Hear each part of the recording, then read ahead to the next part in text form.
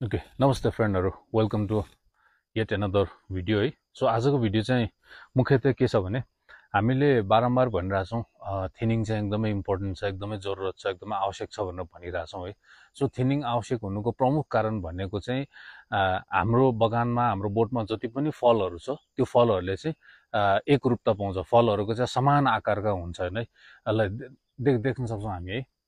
So यो चाहिँ हामीले बर्ड थिनिङै गरेका थियौँ। बर्ड थिनिङ गरिसकेपछि चाहिँ यी खालका फलहरू चाहिँ एकनासका देखिएका छन् है।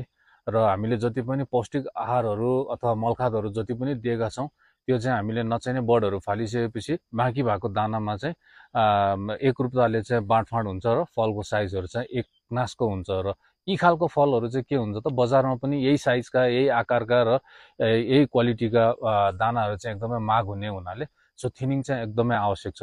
सँगसँगै अर्को के हुन्छ भने हामीले चाहिँ वर्षेनी थिनिङ गर्दै गर्दा चाहिँ वर्षै पछि चाहिँ एक नासको फल चाहिँ हामीले लिन सक्दछौँ, उत्पादन चाहिँ लिन सक्दछौँ। सो थिनिङ चाहिँ एकदमै आवश्यक छ।